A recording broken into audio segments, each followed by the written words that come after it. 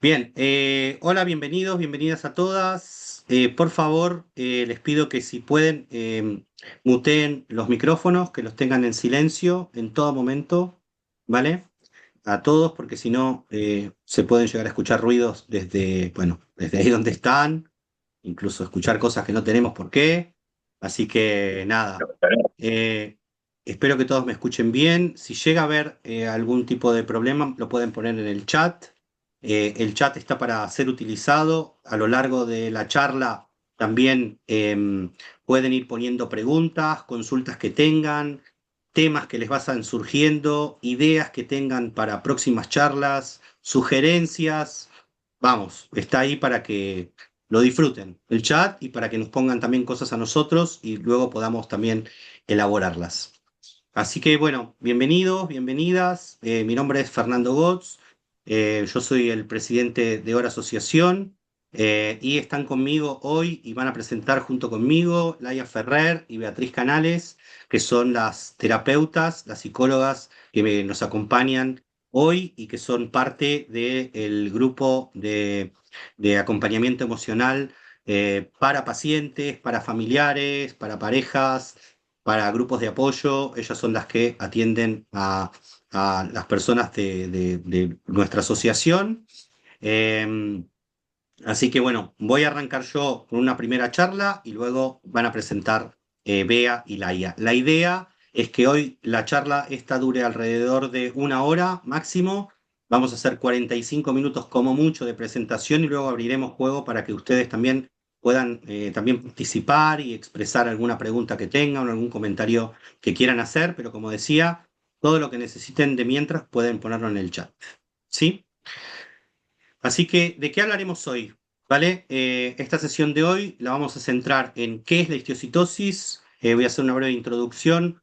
Muy probablemente no hace falta que se las presente a todos, pero bueno, vamos a hacer una presentación, la complejidad clínica que tiene la histiocytosis, qué es vivir con la histiocytosis y algunos hábitos protectores que pueden ustedes llevar a cabo para que sea más llevadera la enfermedad, para que sea más llevadero todo este proceso que tiene que ver con apoyar a alguien, con estar en esta misma situación en la que están, porque hoy tenemos un público muy diverso. Y después van a hablar Bea y Laia del tema del bienestar emocional y de cómo cuidarse a nivel emocional para y daros herramientas de qué podemos ir haciendo con todo esto.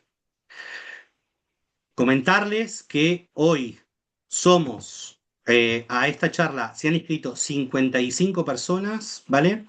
Hay 25 desde España, 15 desde Argentina, desde Venezuela, desde Chile, de Estados Unidos, de Colombia, de Brasil, de Canadá, de Guatemala, de México, de Panamá, del Reino Unido y desde Uruguay. Quiere decir que esto, sin lugar a duda, está despertando interés. Nuestra idea desde Hora Asociación es generar recursos de toda índole para que tanto pacientes, jóvenes y adultos, así como padres y madres de pacientes y para profesionales también que atienden a personas con histiocytosis o al entorno de la histiocytosis, puedan tener herramientas, podamos generar este tipo de charlas, este tipo de vínculo, poder charlar y bueno, educar en todo lo que podamos. Así que bueno, bienvenidos y muchísimas gracias por vuestra participación.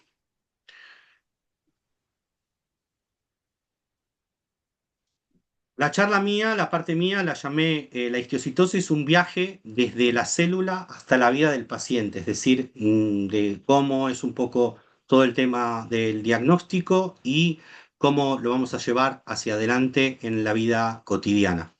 Para los que no saben, aparte de ser el presidente de Hora Asociación, también soy health coach, soy coach sanitario y también soy padre de un paciente con histiocytosis de 17 años con histiocytosis multisistémica, que hace 15 años que está diagnosticado.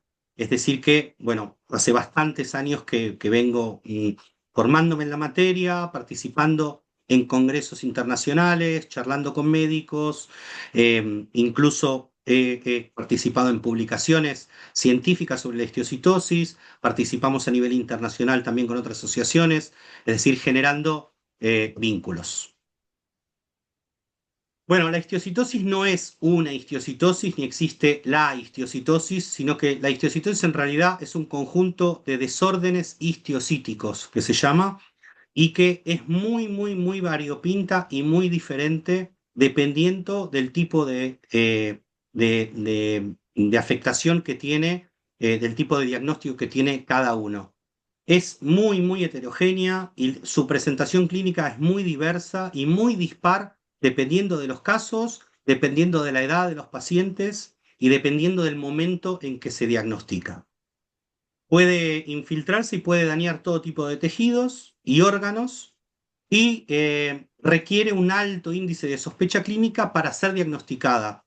Después de tantos años, bueno, como mencionaba antes, tratando con pacientes y con familias de la histiocytosis, tengo cada vez más la sensación de que, por ejemplo, los pacientes adultos son niños con histiocytosis que nunca fueron diagnosticados y que luego tienen unas ciertas secuelas y que luego son diagnosticados más tarde, pero que también en su infancia han tenido todo tipo de episodios que nadie les prestó atención.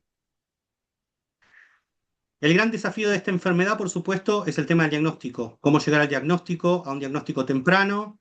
La rareza que tiene esta enfermedad es la que conduce a médicos muchísimas veces que tampoco conocen esta enfermedad, es decir, que hay muchos médicos también, y no es por hablar mal de ellos, que tratan la histiocytosis pero no conocen la histiocytosis, es decir, que se enfrentan también por primera vez a este tipo de diagnóstico. ¿Qué hacer? Cómo no hacer. Por eso también se va retrasando, porque a medida que van descubriendo ciertas cosas en el paciente, se van pidiendo otro tipo de pruebas, luego se contactan con algunos especialistas, los médicos mismos, para ver qué es lo que pueden hacer, qué es lo que tienen que hacer. Entonces, todo eso va retrasando todo el tiempo el diagnóstico. Y sobre todo en lo que es histiocytosis en niños, es bastante crucial que se llegue a un diagnóstico rápido porque suele ser muchísimo más agresiva cuando es en una temprana, muy temprana edad. La solución a todo esto, por supuesto, es la necesidad absoluta de que existan equipos multidisciplinarios que traten la histiocytosis y por eso muchas veces, y con muchísima gente con la que hablo, intento llevar a esos pacientes o indicarles que lo mejor sería que vayan a hospitales grandes donde realmente existan estos equipos multidisciplinarios, que hayan dermatólogos, oftalmólogos, por supuesto oncólogos, donde realmente se pueda tratar de manera integral la histiocytosis, que es lo que realmente necesita. Así que requiere de muchísima conexión, de muchísima información, también desde el lado de los médicos, y esa es otra de las funciones que cumplimos como asociación. Nosotros fomentamos la participación de los médicos en foros internacionales, es decir, que los llevamos físicamente a participar en congresos, invertimos nuestros fondos para que ellos se formen en la histiocytosis, los conectamos y también ahora, que es una de las patas más fuertes que tenemos, es conectar a los pediatras, a los médicos pediatras que tratan a pacientes con médicos de adultos, para que exista una transición lo mejor posible y también porque normalmente el conocimiento está más del lado pediátrico que del adulto. Entonces estamos generando esa conexión.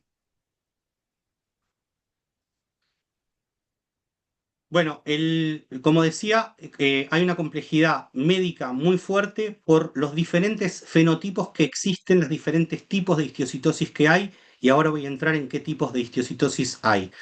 Es muy, muy diferente tener, por ejemplo, el diagnóstico de una histiocytosis unifocal, quiere decir de una lesión, por ejemplo, en hueso, que suelen resolverse de manera bastante leve y rápida incluso, que realmente tener una histiocytosis multisistémica y requerir un tratamiento muchísimo más agresivo y más continuado. Lo que sí, que para todos es bastante común, es el tema de la carga emocional, la ansiedad que nos genera a todos esta enfermedad frente a lo desconocido y la falta de información, por supuesto, que no es accesible para todos. O el desconocimiento, que a pesar de tener información, no entendemos muy bien qué es lo que nos están contando.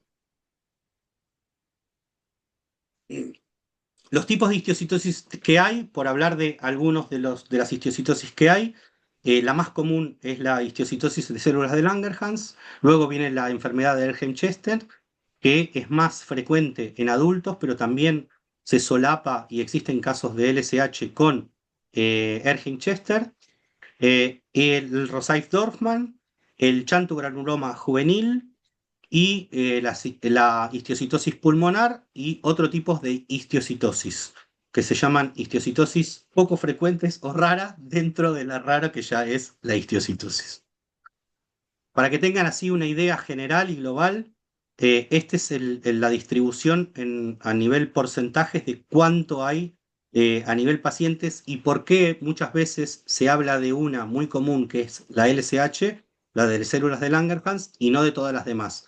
No quiere decir que no existan todas las demás, sino que en porcentaje es muchísimo más grande. Como ven, el LSH en pediátricos, en pacientes pediátricos, es la que domina. Luego viene el chanto-granuloma.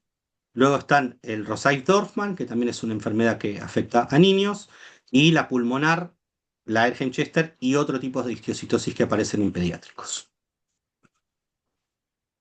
En pacientes adultos ya es bastante, la distribución es bastante más homogénea y como ven es casi la mitad y mitad entre pacientes de Erdheim-Chester con pacientes de LSH, de las células de Langerhans, ¿sí? Y hay una incidencia muchísimo mayor en la histiocytosis pulmonar, ¿sí? Que es otra de las que realmente afectan a muchos pacientes y la que nos van pidiendo todo el tiempo información sobre dónde hay especialistas, qué tipos de tratamientos hay y también otra de nuestras funciones es eso, llevar a los pacientes o indicarles en qué centros de referencia pueden tratarlos. Y luego hay histiocytosis que se llaman muy raras, que es decir, que no tienen un nombre específico, pero que también tienen los componentes de la histio y las histiocytosis malignas.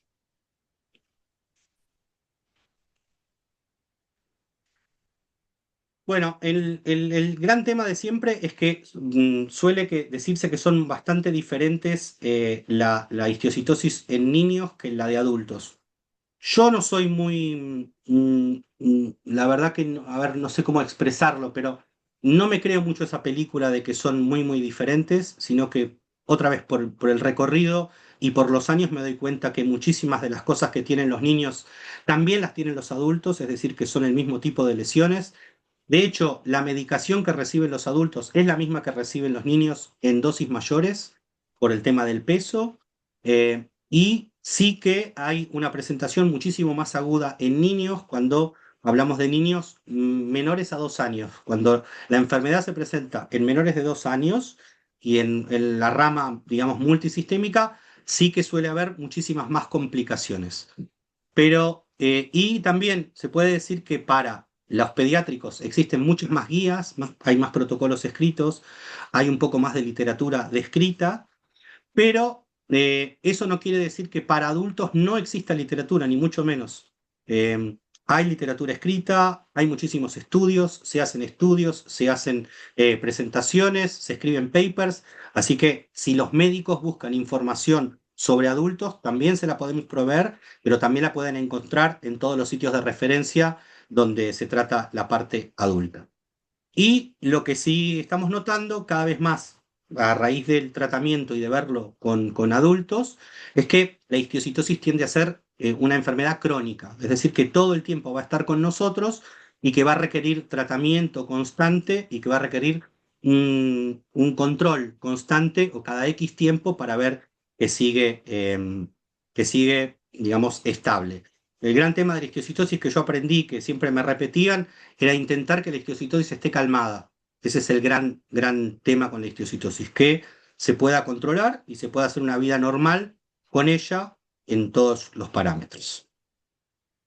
Y también es evidente que los adultos suelen tener muchísimos más problemas en que reconozcan la enfermedad, es decir, en que los diagnostiquen, que en los pediátricos. Por eso a veces el recorrido, sí, he visto que ya pasaron 20. Voy a acelerar. Así que los pacientes adultos requieran más tiempo también no quiere decir que no se sepa diagnosticar, ni mucho menos. Ahora voy a dar unos cuantos ejemplos de artículos científicos que hay muy relacionados tanto a pacientes pediátricos como a adultos. Acaba de salir un estudio muy, muy grande de 288 pacientes con tratados con inhibidores de BRAF. Es uno de los primeros trabajos grandes a nivel internacional, es súper internacional este trabajo y acaba de salir y se acaba de publicar en la revista Blood, es decir, que ahí los médicos pueden ver los efectos que causan los inhibidores, cómo tratar los inhibidores, cuándo dejarlos, cuándo no, cuándo conviene. Es un estudio que ha publicado el doctor Jean Donadier y que está disponible bueno, en las revistas científicas para los investigadores y para los médicos.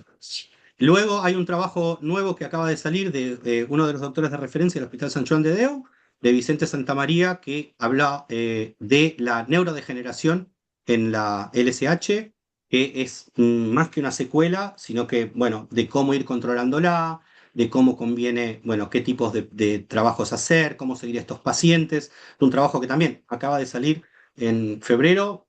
Febrero ha sido un mes prolífero para las publicaciones en histiocytosis. Eso a nivel pediátrico y a nivel de adultos. Existe este resumen espectacular que hay del 2024, muy reciente, del grupo Nacho, que es el grupo americano de histiocytosis, que presenta todo el tema del progreso y de cómo tratar ahora a los pacientes, de qué manera tratarlos, de qué manera seguirlos, de qué manera diagnosticarlos. Es decir, que es una guía espectacular para todo el que quiere meterse en la histiocytosis. Y otra que es las recomendaciones de diagnóstico, consensos de diagnóstico, también es del grupo americano, muy, muy heterogéneo, de adultos, del Mayo Clinic, del Hospital Mayo Clinic, y bueno, también son todos estos papers son cosas que a uno le pueden chocar mucho cuando puede leer, pero sí que existe para que puedan ir avanzando los médicos, y ahí está la literatura. Todo esto justamente lo recompilamos porque un paciente en Argentina tenía que recibir los inhibidores y quisimos, bueno, hacer una recopilación para que pudiese, bueno, demostrar la eficacia de los inhibidores. Así que existen estos estudios.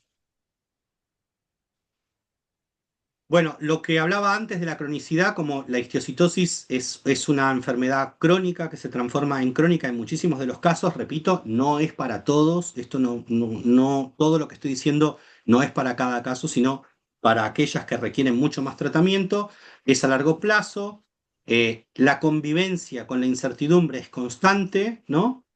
Pero en lo que nos queremos centrar hoy particularmente es qué puedo controlar yo como persona, como paciente, como cuidador, de cómo puedo cuidarme a mí mismo. Y una de las cosas que surgen, que capaz que suenan totalmente normales, pero no se habla mucho en la consulta, ni nadie realmente expone tanto sobre ello, es la importancia de la actividad física. Es decir, que en todo momento, a pesar de que los pacientes tengan un tipo de diagnóstico o no, algún tipo de dolencia o no, pueden todo el tiempo hacer, y es recomendable, absolutamente recomendable, mantenerse en actividad física continua. Se puede por eso pedir con fisios, se puede ir a buscar fisios, se puede ir a buscar gimnasios y adaptar las necesidades, pero hace poco tuve una charla con un paciente de 22 años que tenía un dolor muy grande en un hombro, y a pesar de que ese paciente tenía el dolor en un hombro, juega al pádel con la otra mano. Es decir, que está aprendiendo a jugar al pádel con la otra mano para poder mantenerse en actividad. No hay que parar, hay que seguir en actividad, eso genera bienestar para el cuerpo.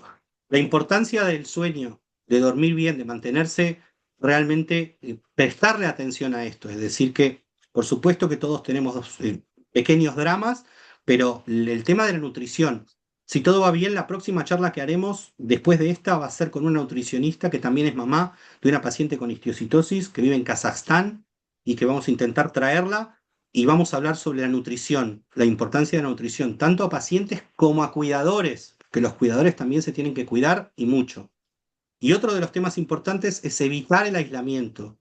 esta enfermedad, ni la cronicidad, ni hablar del tema este que es muy recurrente para nosotros, no nos lleva a aislarnos de nuestro entorno. Y si eso sucede, por eso también se puede pedir ayuda, para eso existen los terapeutas, están los grupos de apoyo y demás. Entonces, el mejor antídoto contra el aislamiento emocional es el soporte psicológico, profesional y continuo.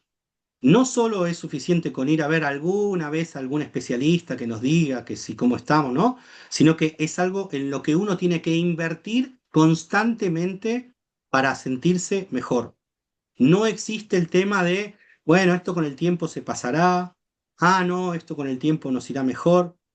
Imposible. Esto hay que ir a tratarlo, hay que ir a mejorarlo y como es algo que está a nuestro abaste, porque de hecho en Hora Asociación ponemos a disposición terapeutas, todo el tiempo, si uno quiere, puede llevar a tratamiento. También existen las comunidades de pacientes, donde también nosotros podemos contactar a pacientes con otros pacientes y a padres con otros padres en la comunidad. Y la importancia de compartir experiencias es vital, porque nos damos cuenta con el recorrido del tiempo que sacar afuera todo esto hace bien, que al principio uno tiene mucho miedo, no sabe cómo expresarlo, no sabe cómo decirlo, tiene miedo a qué dirán, pero es importantísimo y no es secundario para nada, sino que debería ser parte del tratamiento médico.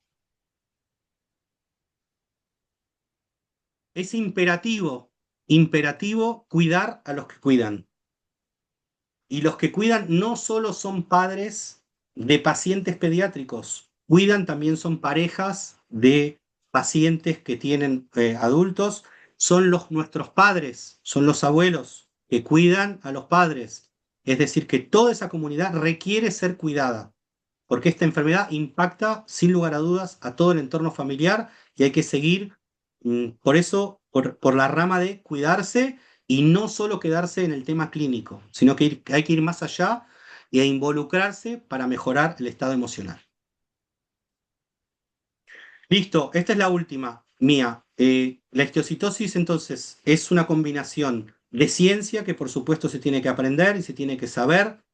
Es un tema colaborativo, por eso también estamos nosotros hoy en esta reunión de forma colaborativa, charlando, comunicándolo, y requiere de mucha humanidad, sobre todo desde el lado, desde el lado clínico. Muchísimas veces cuando vamos a hospitales, cuando vamos a consultas, cuando buscamos información, es todo muy frío, muy directo, demasiado frío, demasiado yendo a lo que se va y nos está faltando todo el tema del bienestar y quién se ocupa de ese bienestar. Así que está en vosotros cuidarse, tratarse y nosotros vamos a poner herramientas y ponemos a disposición terapeutas y grupos y lo que haga falta para que todo esto sea tratado. Así que con esto dejo mi parte y voy a pasar a Laia y a Bea para que nos cuenten eh, también desde su lado qué ven, qué sienten, qué notan. Así que Laia, Bea, Vale, Fer, pues todo Compártenos vuestro, la... cuando puedas ponerla. cuando pueda. Voy. Buenas tardes a todos y a todas. La verdad es que Bienvenidos y sí, bienvenidas. muchas caras conocidas y nombres conocidos que me hace mucha ilusión que estemos aquí todas juntas. Vale. Se ve en formato. Sí, Sí, lo sí. puedes poner en Ok, presentación ok. ahora. Perfecto.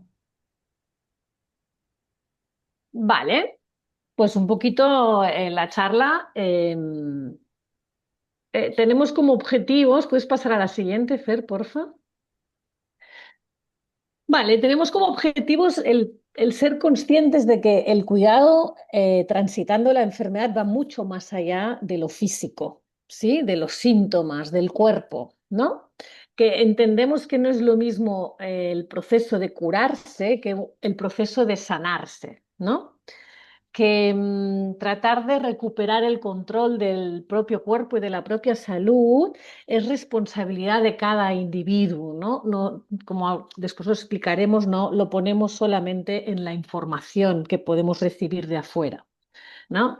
El objetivo también es ofrecer espacios de reflexión y de comprensión sobre vuestra experiencia personal con la enfermedad, que lo podáis también compartir entre vosotras y, sobre todo, aprovechar los espacios y los recursos que la Asociación OR os ofrece y están a vuestro alcance. Vale, Fer. Vale. ¿Qué es realmente? Hoy, ¿no? Os explicaremos así brevemente y rápidamente lo que tiene que ver más con esta parte de la vivencia, de estar cruzando la enfermedad, ¿sí? Os queremos ofrecer una visión más holística, más humana, en la que ya estáis viviendo, que es la parte médica, ¿no?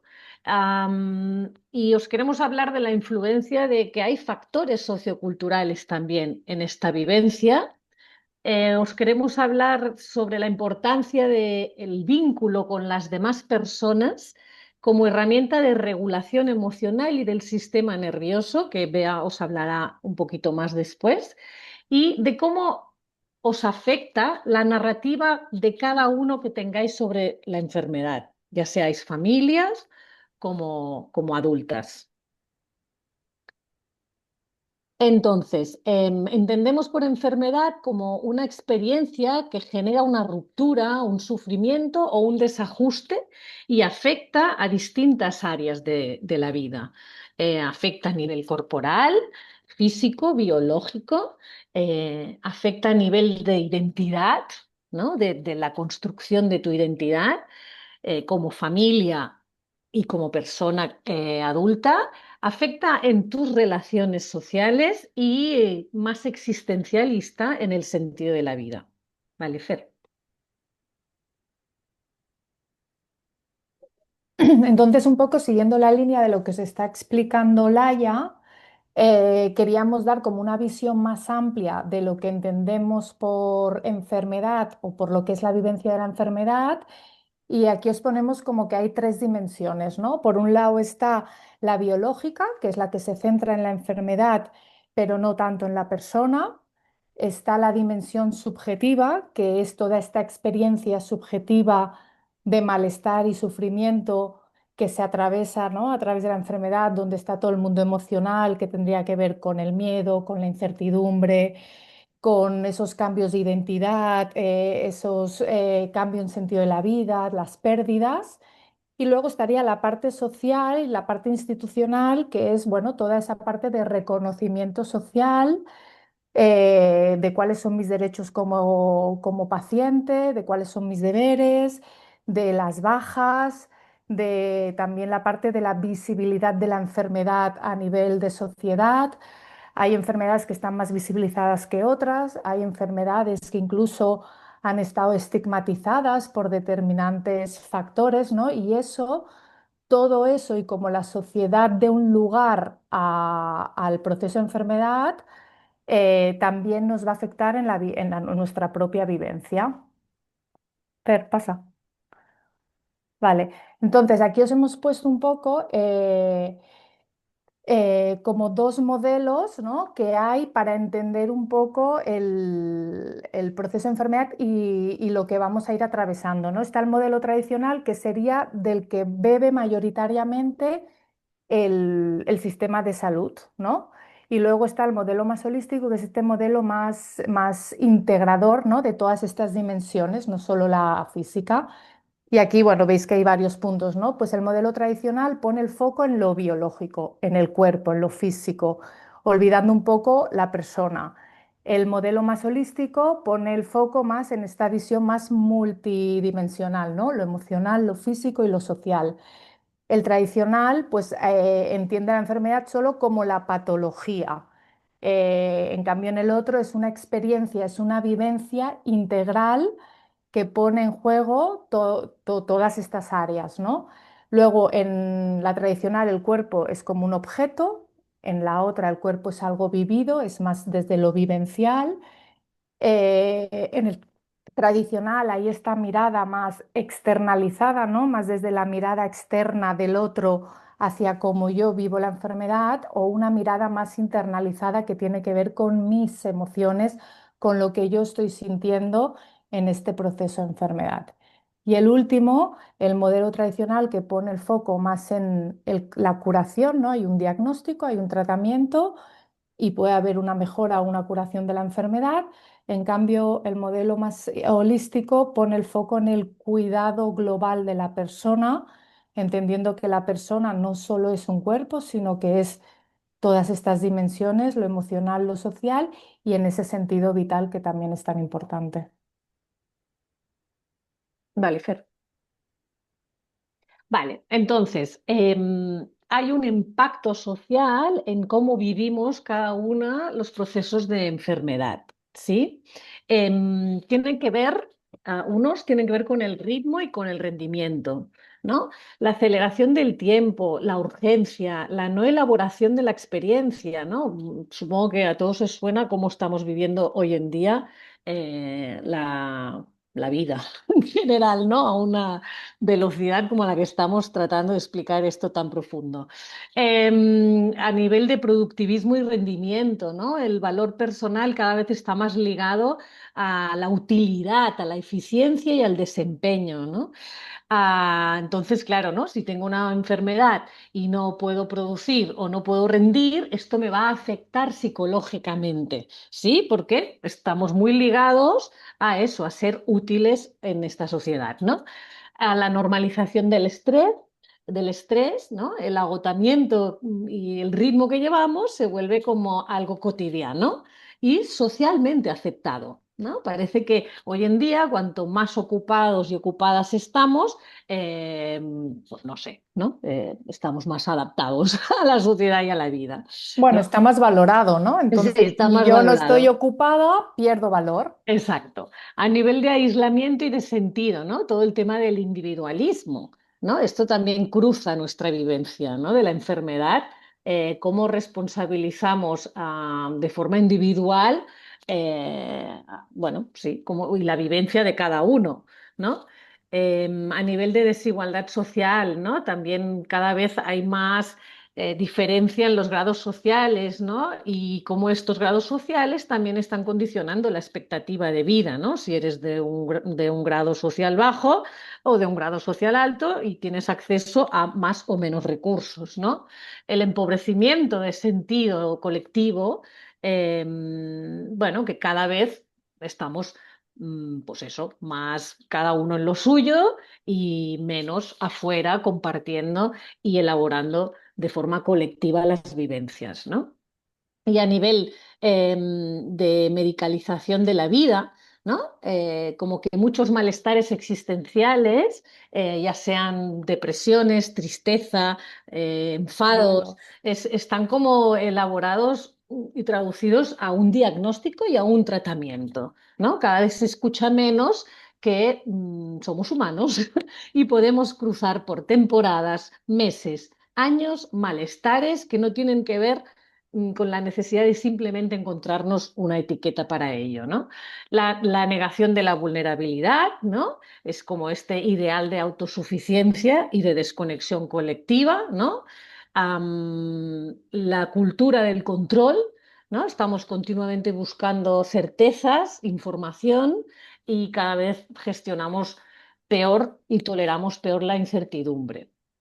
La fragmentación del cuerpo-mente, como esta persistencia del dualismo, pese que cada vez también hay más opciones como la que os estamos presentando hoy de discurso holístico de la salud y de la persona, ¿no? Y de la enfermedad. Pero cada vez es como estas dualidades, ¿no? Que estamos siempre cruzando, ¿no? El lenguaje bélico y técnico, pues se refiere a que nos posicionamos en polos, ¿no? Es ganar, perder, el capitalismo, el dinero, ¿no? Comprar, las guerras, los estatus, ¿no? Cada vez esto está como rodeándonos continuamente y esto también afecta a cómo gestionamos y elaboramos en nosotras la vivencia de la enfermedad. Y finalmente la hiperinformación y la hipersensibilidad, que es esta exposición constante a la información que tenemos, ¿no? Hoy en día con las redes, a las crisis globales que sufrimos y que nos genera una ansiedad, ¿no? Toda esta parte más geopolítica que estamos viviendo a nuestro alrededor, también está como cruzando eh, nuestra vivencia de enfermedad, ¿no? Vale, Fer. Vale, bueno, ahora Laia os ha explicado la parte más de, ¿no? El área social, ¿no? Cómo puede impactar en la vivencia de enfermedad, ¿no? Y cuáles pueden ser las dificultades que nos podemos encontrar ahí. Y ahora un poco, ¿no? Os voy a explicar quizá la parte como más biológica, ¿no? Para que entendamos un poco cómo funciona nuestro cerebro y nuestro sistema nervioso delante de la enfermedad, ¿no? La enfermedad sería un elemento estresor, ¿no? Que nuestro cerebro detecta como una amenaza, por lo tanto, ve la enfermedad como un peligro y nuestro cerebro tiene dos mecanismos para reaccionar ante una situación de peligro donde el cerebro percibe que su propia supervivencia, ¿no? está en riesgo. Entonces, es la activación o la desconexión. Fer, pasa a la siguiente, por favor. Que aquí se ve mejor, ¿vale? Entonces, el cerebro tiene como estos estados de supervivencia. El de la activación, que es cuando se activa en nuestro cerebro, en nuestro sistema nervioso, una parte que se llama simpático. Aquí es cuando nuestra respuesta es desde el estrés, desde la ansiedad, se acelera todo nuestro organismo, donde pueden aparecer taquicardias, podemos estar como en este estado de hiperalerta, pueden haber síntomas como el insomnio. Luego habría el otro estado de supervivencia del cuerpo, que sería la desconexión, que este se caracteriza por una baja energía, un estado de disociación, que la disociación es como un mecanismo que tiene el cerebro para protegerse ante una situación que le es muy dolorosa. Y entonces lo que hace es se desconecta. Hay un ejemplo de disociación que, para que lo podáis entender, que igual todos nos hemos podido encontrar en algún momento, que es cuando vas conduciendo por un camino que haces habitualmente y de repente tú, ¿no? estás conduciendo, has llegado donde tenías que llegar y te das cuenta que ni te has dado cuenta cómo has llegado, ¿no? Ese sería un ejemplo de disociación leve que nos podemos encontrar en algo cotidiano, ¿no? Es como mi cuerpo se ha movido a un sitio, pero mi cerebro no estaba allí. Me he desconectado de esa realidad. ¿Vale? Cuando estamos en modo desconexión, con la parte del cerebro que se llama dorsal activada, hay una fatiga crónica, hay síntomas más tipo somáticos como problemas digestivos. Y luego estaría la tercera, que es cuando se nos activa la parte ventral del sistema nervioso, que sería la parte del equilibrio. Aquí es cuando esta parte se activa cuando nuestro cerebro se puede permitir estar en calma, cuando se siente lo suficientemente seguro para poder estar tranquilo. Y normalmente es en este estado del cerebro donde sociabilizamos y donde se da la conexión social. La clave de esto, y lo que dicen muchos estudios y lo que habla la neuropsicología, es que cuando yo estoy en un estado de activación o de desconexión, tener una relación con alguien que está en un estado de calma me puede ayudar a mí a regular mi propio sistema nervioso. Entonces aquí es cuando hablamos del concepto corregulación, es decir, que a través del contacto y el vínculo con otra persona yo puedo autorregular mi propio sistema nervioso. Vale, Fer. Adelante, Fer. Y aquí es, ¿no? Cuando hablamos de esta parte, Laia. Sí, de esta Ligado con parte, esto de la sí. corregulación. Desde este punto de vista que nuestra parte más biológica, fisiológica, Ujú. está conectada y necesita a la otra persona, ¿no? De aquí la importancia de no caer en todo este paradigma en el que estamos cayendo a nivel de aislamiento, ¿no? Social individual. Las relaciones y los vínculos que tienen que ver con el cuidar, con el amar, con el querer, son vitales para encontrar este estado de calma. En el desarrollo infantil, la mamá, el papá o el cuidador principal actúa como un regulador bioquímico del mundo interno de la criatura, más allá de las palabras. La criatura percibe el estado psicobioemocional del cuidador. En la etapa adulta y en la enfermedad, los vínculos de cuidado también cumplen esta función vital. Ambas son experiencias puras de corregulación. Vale, Fer.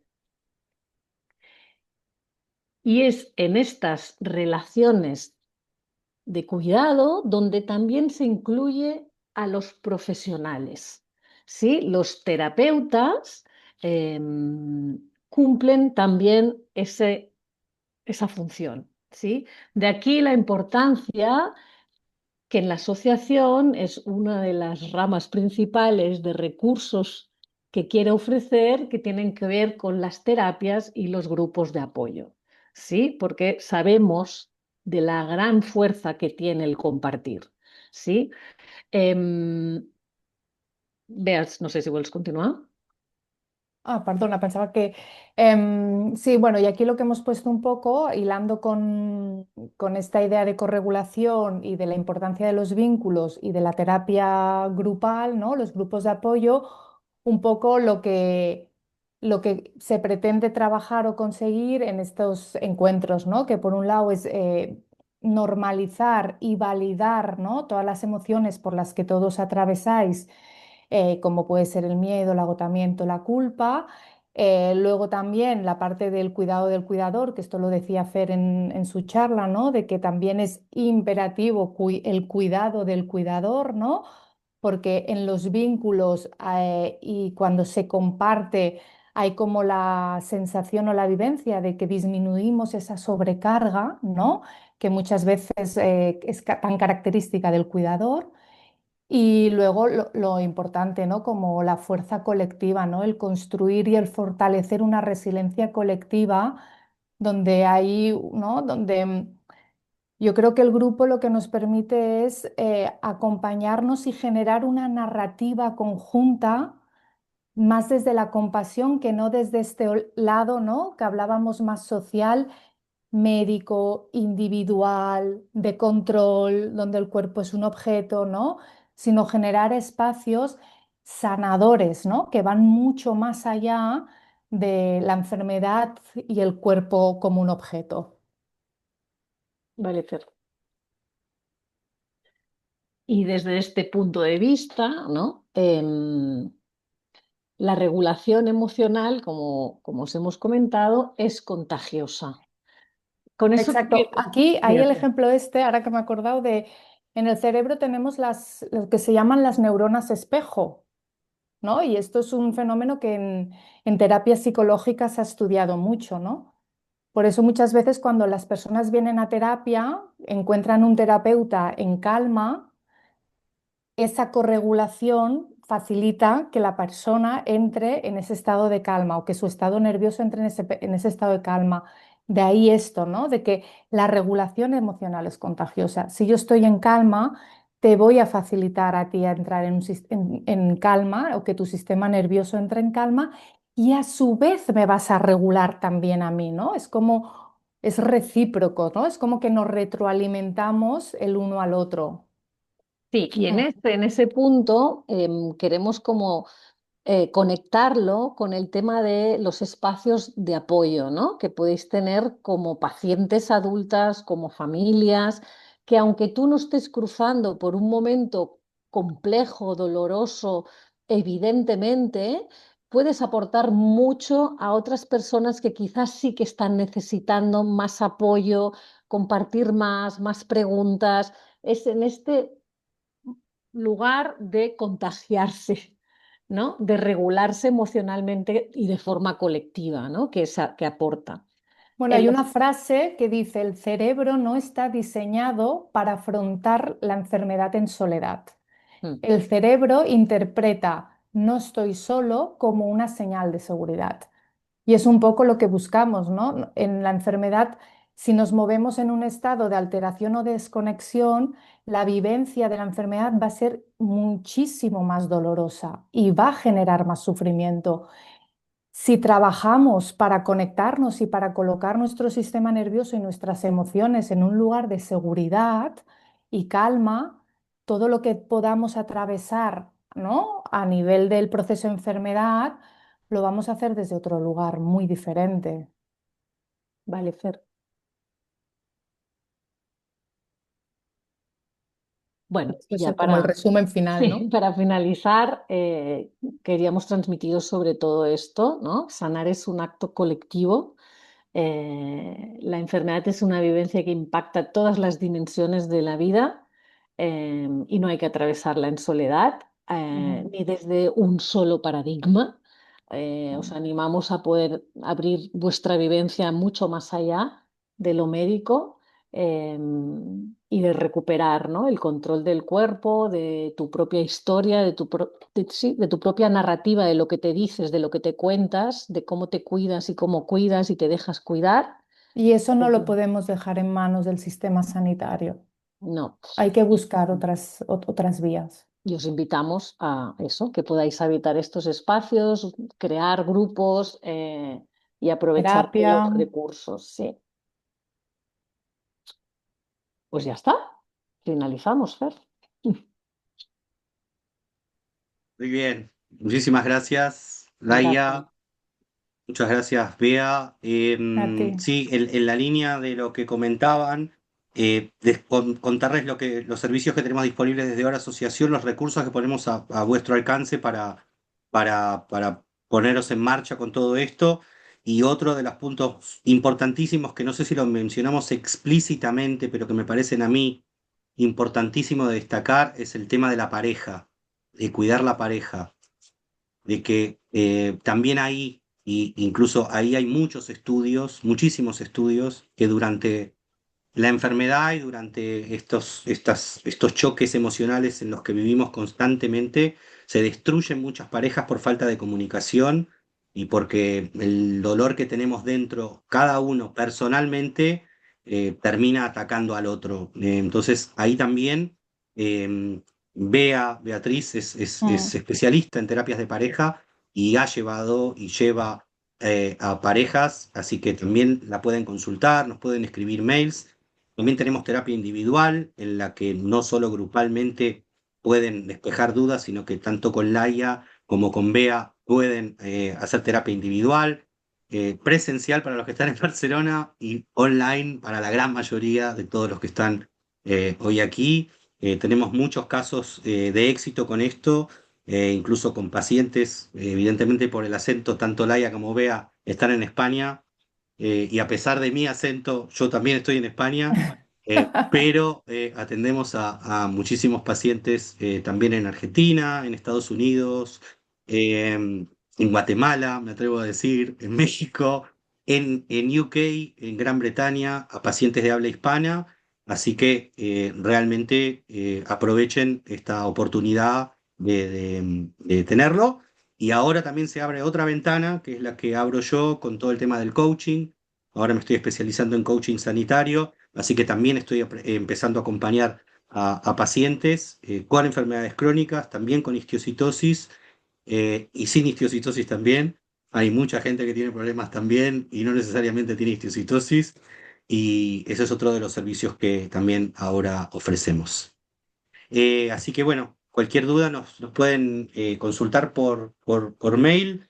He respondido a las preguntas que pude en el chat. No sé si alguien tiene algún comentario que quiera hacer, alguna pregunta directa que quiera hacer sobre lo presentado. Eh, Abiertos a escucharlos.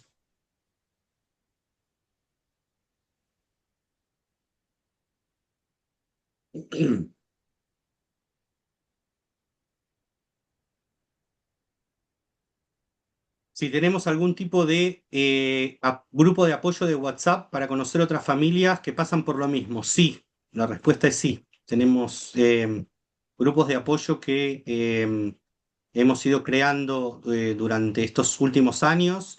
Hasta hace muy poquito teníamos grupos en activo, tanto de padres, cuidadores, como de pacientes adultos y adultas. Por falta de actividad, esos grupos se han ido diluyendo, pero si notamos que vuelve a haber compromiso y necesidad, es algo que podríamos reactivarlo. La idea es que, bueno, que quiera que lo agreguemos a los grupos de WhatsApp nos puede escribir un mail y lo agregaremos, no hay ningún problema.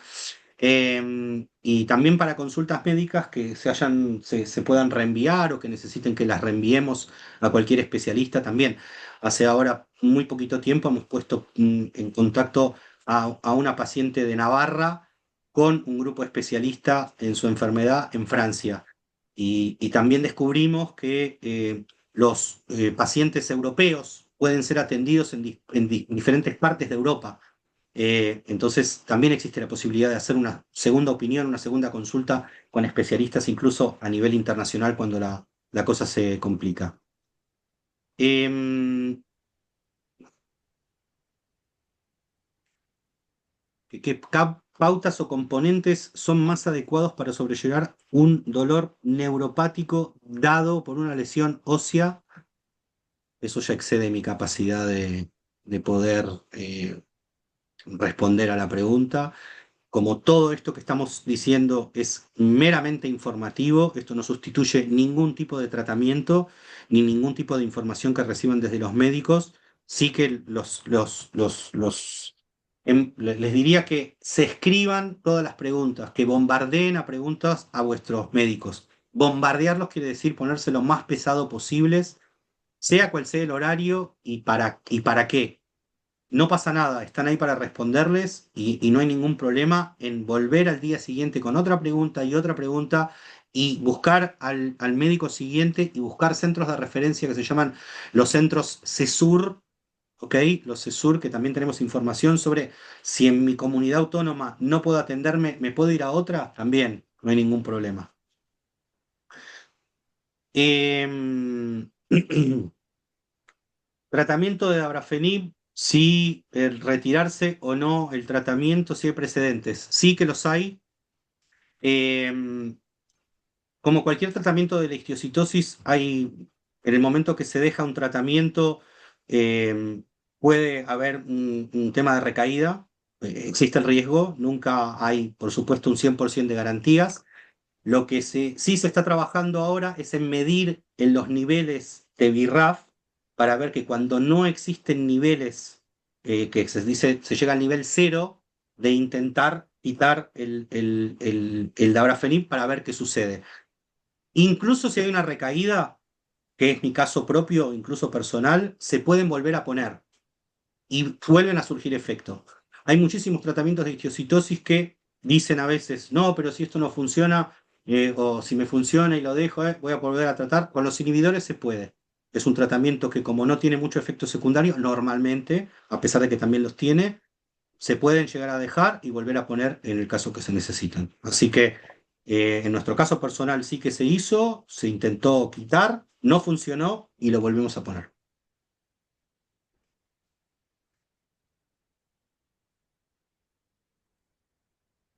Gracias, Fabio.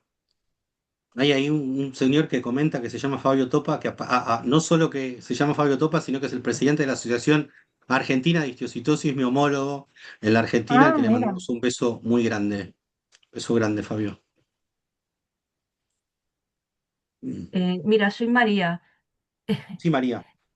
Mi pregunta es, bueno, mi pregunta, yo estoy tratada desde hace 5 años aquí en Barcelona en un centro grande, pero que solo tiene una o dos personas con histiocytosis. Entonces me encuentro que el hematólogo, pues claro, la seguridad social tiene muchísimo trabajo, tiene muchas... entonces, pues bueno, estamos con un tratamiento que con muchos efectos secundarios, subiéndolo, bajándolo, pero no sé, tengo la sensación aquello de cómo yo le puedo motivar a mi hematólogo, cómo o decirle, oye, mira, hay esto donde te puedes enterar si hay innovaciones o si hay ¿En qué centro estás, María? en el Hospital del Mar. Sí, les puedes decir que se pongan en contacto con el Hospital de Belviche. En el Hospital de Belviche hay una unidad especializada en histiocytosis en adultos. La lleva el Mm, doctor Xavier Solanic, con el que tenemos mucho contacto y con el mm, que ha presentado en alguna ocasión también en nuestras reuniones, al que invitaremos incluso a estas reuniones. Vamos a ver cómo transformamos también. estos espacios en semiconsulta médica, no atosigando a los médicos porque tampoco les gusta responder mucho a preguntas, pero casualmente también dentro de hoy, de esta llamada, hay varios profesionales, hay varios médicos que están participando, a los que les agradezco mucho también su participación y el estar escuchando y participando en estos espacios. Sí, Em, sí, pero te recomiendo eso, María, que sí, se pongan sí. en contacto con Xavier Solanic. Ya, ya, Y ya le pasé esta referencia, pero vale, bueno, y la verdad que es muy bueno hematólogo. Lo que pasa que, bueno, pienso que al ser tan poquitos pacientes, pues claro, a nosotros nos sí, gustaría que se dedicaran mucho más y sí, ese es otro tema, el tema de los buenos oncólogos o los oncólogos con experiencia. Que un oncólogo tenga mucha experiencia tratando pacientes con cáncer no quiere decir que sea un especialista en histiocytosis, ni mucho menos. ¿Ok? Por la rareza de esta enfermedad, sí que se concentran en algunos centros, como por ejemplo podría ser el Hospital San Juan de Deu o en Buenos Aires el Hospital Garraham. Hay centros de referencia, sí, nacionales, donde se concentran muchos pacientes, pero en el resto de centros no se suelen concentrar. Entonces, siempre se puede buscar algún experto internacional en caso de que la cosa se complique o en caso de que necesiten más información sobre tratamientos. Hemos ahora últimamente intervenido en un par de justamente de casos en hospitales grandes, donde también me habían consultado sobre un tratamiento que iban a poner y que me parecía absolutamente ridículo en el año en el que estamos, es decir, con tratamientos anteriores que se venían haciendo anteriormente. Pasa que los médicos que no participan en los foros internacionales y que no participan de la Ichthyocyte Society o de un grupo que tenemos, por ejemplo, creado que se llama el Grupo Latinoamericano de Estudios sobre Histiocytosis, donde participan más de 400 profesionales de todo el mundo y donde nos reunimos bimensualmente para presentar casos clínicos, para compartir experiencias, para compartir estudios. Suelen participar muchísimo más del lado de latinoamericano que del lado europeo. Nosotros todo el tiempo los emplazamos a los médicos a que participen en estos foros para que se puedan enterar de nuevas cosas que salen, nuevos diagnósticos, nuevos fármacos que salen, pero si uno busca y el médico busca o el paciente mismo le trae la información, seguramente el médico también accederá a tratarlos. gracias.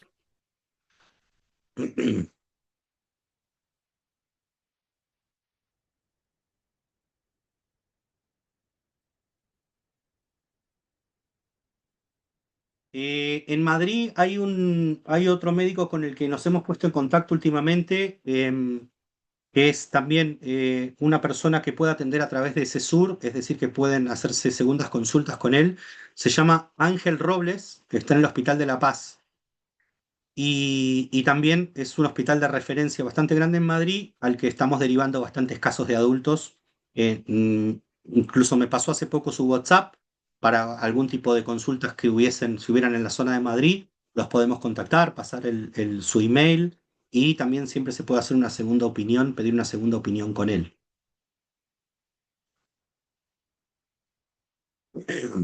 Sí, bueno, ¿qué más? A ver, voy bajando, voy leyendo.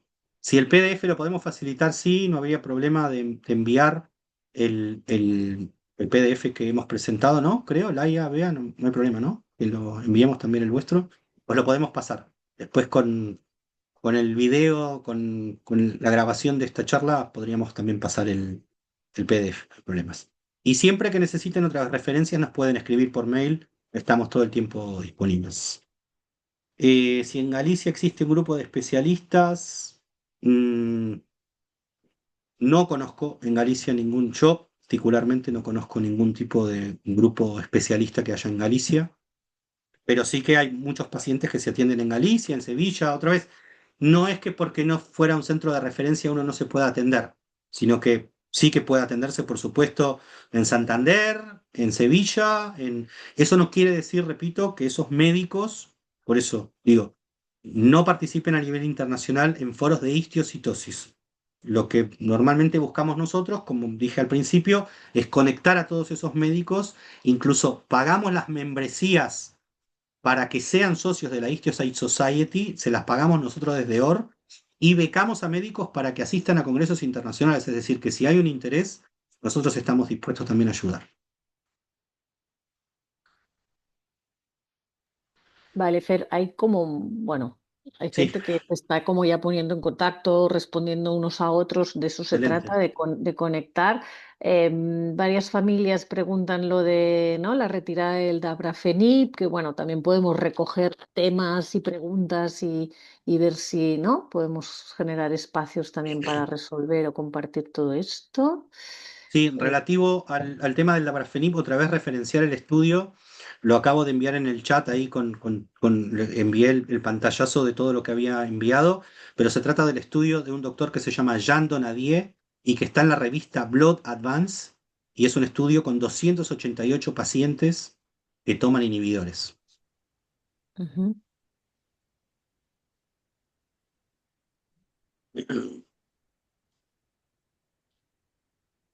¿Qué más? Silvia pregunta también temas de, sobre la diabetes insípida, si el tratamiento de la endometacina, si alguien está en esta Sobre el situación. tema de la diabetes insípida, también, si hace poco organizamos una charla, bueno, digo hace poco, pero fue hace unos 2 años, Ujú, organizamos charlas también junto a la Asociación Americana de Histiocytosis, la Histiocytosis Association, y tratamos con un especialista de Basilea que, que presentó sobre la diabetes insípida y tratamientos actuales.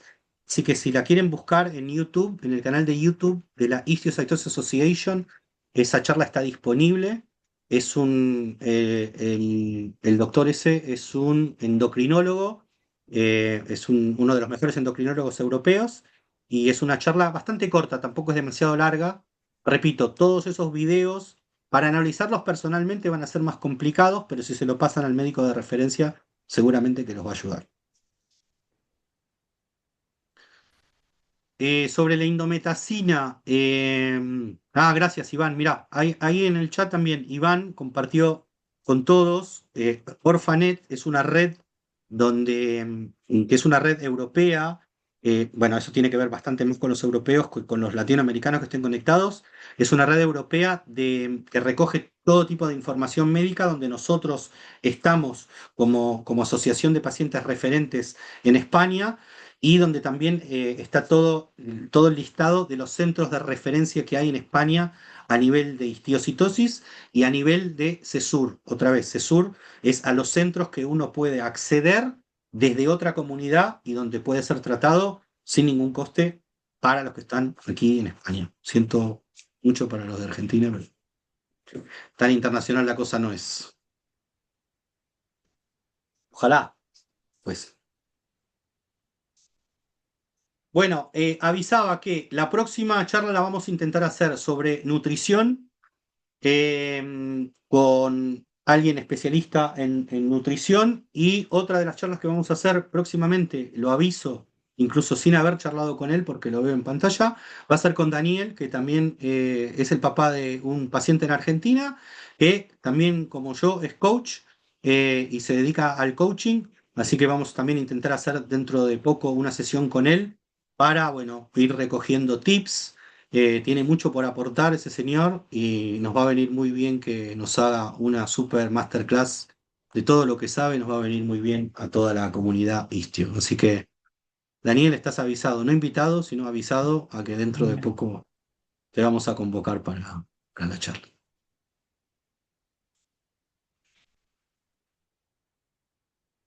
La verdad que, bueno, eso, es difícil entrar en casos específicos ni analizarlos en 2 minutos porque, primero de todo, yo no soy médico, sino que soy un papá con experiencia, pero no mucho más que eso. Así que, otra vez, tómense todo esto como informativo, pero a aclarar dudas vayan siempre a su médico de cabecera o nos pasan la referencia a nosotros e intentaremos ponerlo en contacto si la cosa se complica con otro tipo de expertos. Si quieren informarles también a vuestros médicos, la próxima reunión internacional de histiocytosis casualmente va a ser en Europa, va a ser en Ámsterdam, en el Princess Máxima, si no me equivoco, en el mes de septiembre, suele ser para finales de septiembre. Entonces, eso es una oportunidad que tienen los médicos para acceder a un infinito de conocimiento, a presentaciones non-stop. Son 3, 4 días que nos reunimos ahí y que, bueno, se presentan lo último que hay, en lo que se está trabajando, se comparten casos, bueno, casos no, pero se comparte sobre todo mucho estudio y mucha investigación.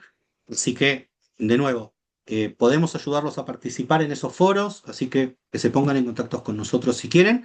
Y otro recurso que también tienen los médicos, que les puedo recomendar, en el canal de YouTube de Hora Asociación está todo el repositorio de los videos de todas estas charlas que venimos haciendo con médicos y de este grupo latinoamericano de histiocytosis.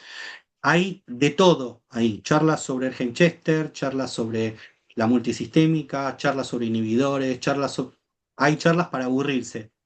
No las recomiendo tanto a padres porque son muy pesadas, son muy médicas y bastante difíciles de digerir, pero cualquier médico que quiera realmente información la puede encontrar ahí sobre cantidad de casos.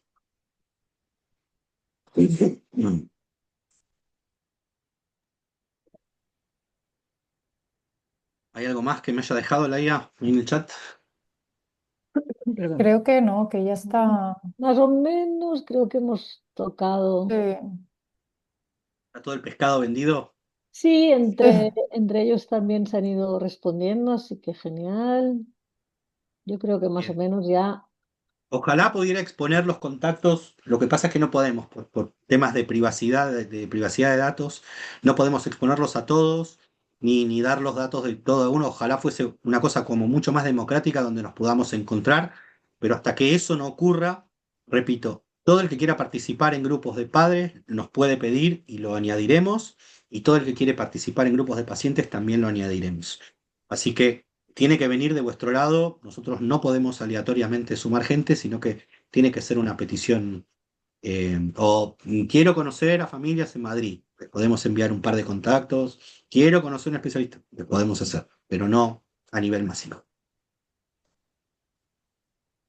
Bueno, Bien. como veo que no hay más preguntas en el chat, no surgen más preguntas, lo vamos a dejar aquí. Aquí en España hay gente que todavía tiene que producir, tiene que ir a preparar cenas, tiene que ver a sus hijos o hacer las actividades que tenga que hacer.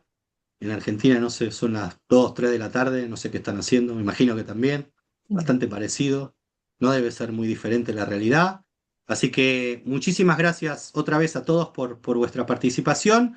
Este video de hoy luego lo colgaremos en el canal de YouTube y lo compartiremos con todos los que han participado. Así que nada, gracias Laia, gracias Bea, como siempre, Gracias a ti. por vuestro Gracias a ti, expertise, Fer. por la cercanía y nada, estamos en contacto. Un besote grande. Gracias a todos. Un Un abrazo. beso a todos. Que vaya bien. Chao. Adiós. Adeu. Adeu, Adeu. gracias.